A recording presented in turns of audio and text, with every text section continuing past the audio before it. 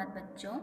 आज हम तीसरी कक्षा की हिंदी की पाठ्य पुस्तक उत्सव की पाठ नंबर पहला बादल की अभ्यास कार्य करेंगे।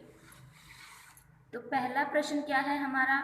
निम्नलिखित शब्दों का शुद्ध उच्चारण कीजिए। फर्स्ट क्या है? दरवाज़ा। क्या है? दरवाज़ा। सेकेंड जोर। थर्ड गरज, गरज। फोर्थ क्या है? फसना। ये हमारे क्या हैं? वर्ड्स जिसको हमने शुद्ध उच्चारण करना है। ठीक है। अब दूसरा प्रश्न है, निम्नलिखित प्रश्नों के मौखिक उत्तर दीजिए। पहला प्रश्न क्या है? कविता की कवित्री का क्या नाम है?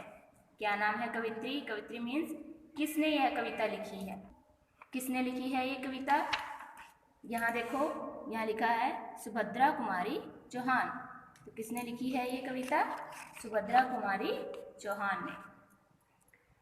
सेकंड, दूसरा उत्तर है, कविता में किन किन प्राकृतिक वस्तुओं का वर्णन किया गया है?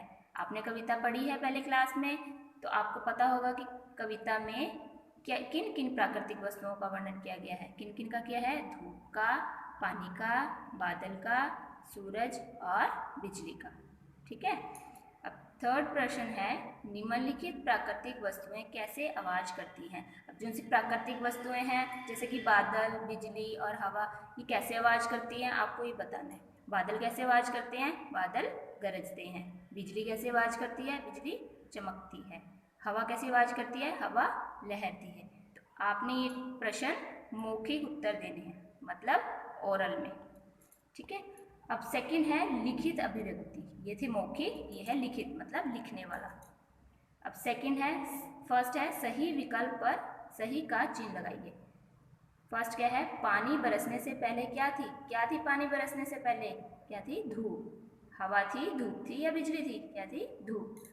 दूसरे प्रश्न में, सूरज ने अपने घर का दरवाजा बंद कर लिया का भावार्थ है, मतलब इसका क्या मतलब है दरवाजा बंद करने का? सूरज दरवाजे के पीछे छिप गया। सूरज ने डरकर अपनी आंखें बंद कर ली। सूरज बादलों के पीछे छिप गया। क्या था? सूरज बादलों के पीछे छिप गया। इसका आंसर क्या है? सूरज बादलों के पीछे छिप गया। अब दूसरा प्रश्न है, सही कथन पर सही का तथा गलत कथन पर गलत का चिन्ह लगाइए, मतलब सही गलत। फर्स्ट है, बादल बहुत धीरे धीरे गरज रहे हैं। धीरे धीरे गरज रहे थे या तेज तेज गरज रहे थे? तेज तेज गरज रहे थे ना, इसलिए क्या है? गलत।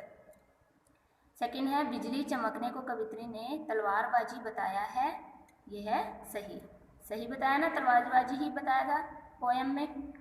थर्ड है, बादल पेड़ पर चमक रहे हैं। बादल पेड़ पर चमकते हैं? नहीं ना, तो ये क्या है? गलत। थर्ड प्रश्न क्या है? रिक्त स्थान भरकर कविता पंक्तियां पूरी कीजिए। अब जैसे आपको रिक्त स्थान दिए हुए हैं, ये है पोएम्स की लाइन, ये कविता की लाइंस हैं, आपको इसको कंप्लीट करना है। किसने फोड़ घड़े बादल के, की है इतनी शैतानी। ये पूरी पंक्ति हमने कंप्लीट कर दी। अब सेकंड क्या है? बिजली के आंगन में अम्मा, चलती है किसकी तलवार। ये क्या है? इसको पूरी पंक्ति बनाना है हमने। बिजली के आंगन में अम्मा, चलती है किसकी तलवार, ये पूरी पंक्ति होगी।